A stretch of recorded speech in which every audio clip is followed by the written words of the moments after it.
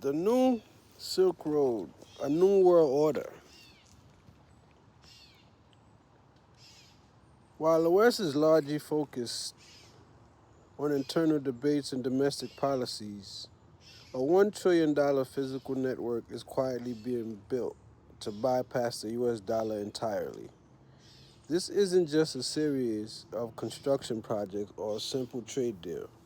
This is the largest infrastructure project in human history.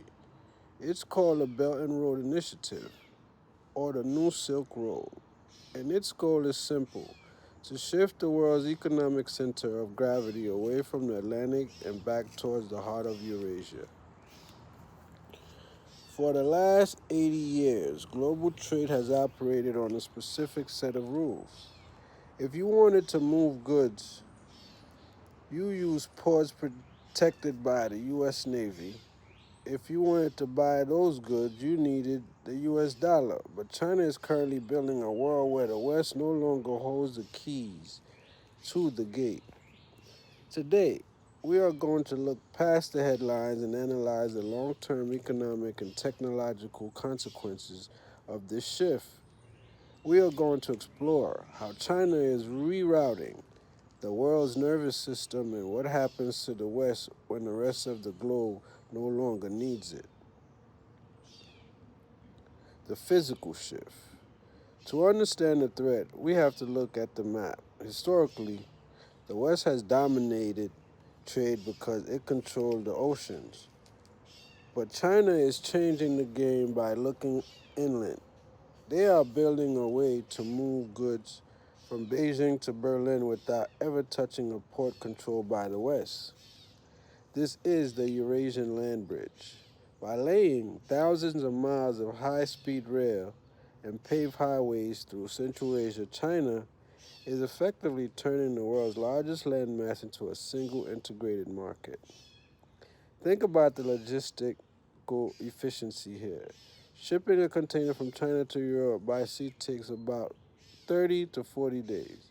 A freight train on a new Silk Road can do it in less than 15. This isn't just about speed, it's about sovereignty.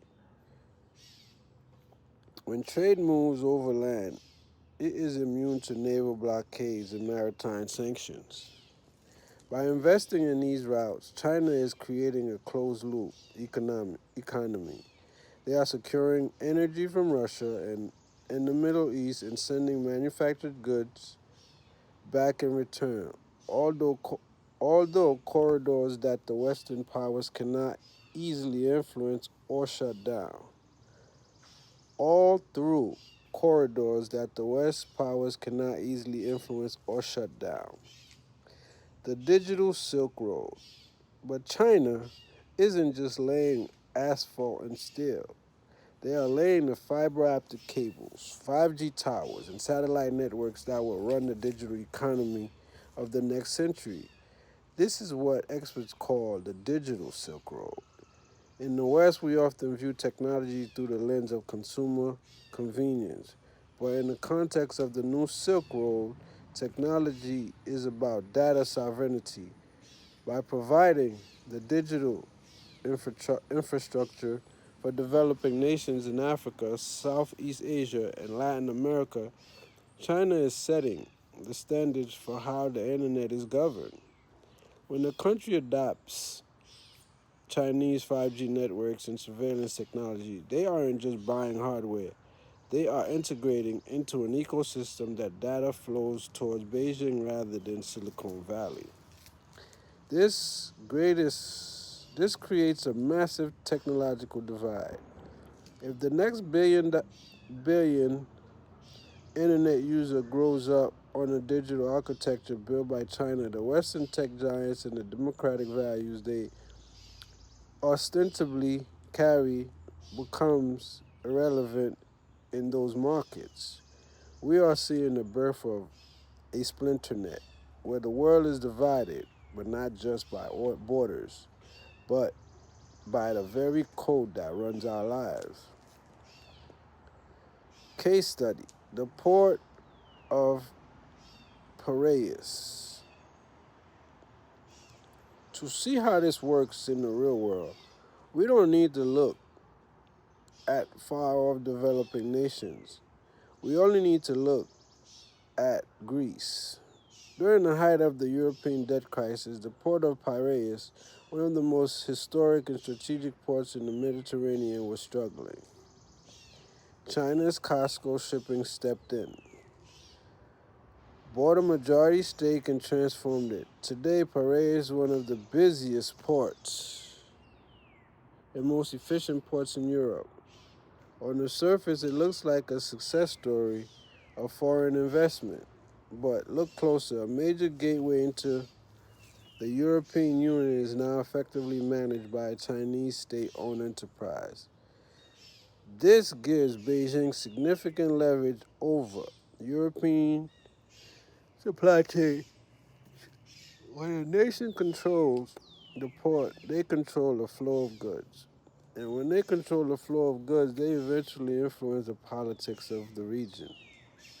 This isn't debt trap diplomacy in a vacuum. It is a calculated strategic acquisition of the world's most viral choke points, from the port of Haifa in Israel to Hambantota in Sri Lanka. The belt is tightening around the world's most important maritime routes. The currency shift. Now we have to address the elephant in the room, the US dollar. For decades, the dollar has been the world's reserve currency because oil and global commodities were priced in it. This gave the United States unprecedented, exorbitant privilege. But the new Silk Road is the ultimate vehicle for de-dollarization. If the new trade routes don't need the U.S. Navy for protection, they eventually won't need the U.S. dollar for payment. We are already seeing China settle trade contracts with Russia, Pakistan, and Brazil in the yuan.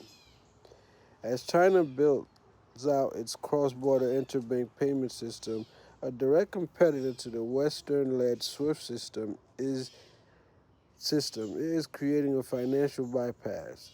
If a country is sanctioned by the West, they can simply flip a switch and continue trading within the Silk Road ecosystem. This undermines the most powerful tool in the Western arsenal, financial sanctions. When the dollar is no longer the only game in town, the West loses its ability to dictate the global behavior through the financial system. The New Silk Road.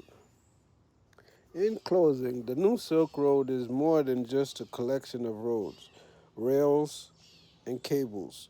It is a blueprint for a post-Western world.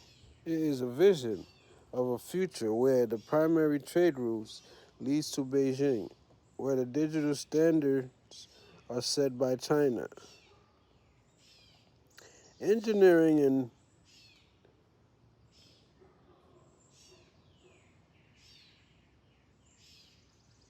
are set by Chinese engineers, and where the US dollar is just one of many regional currencies.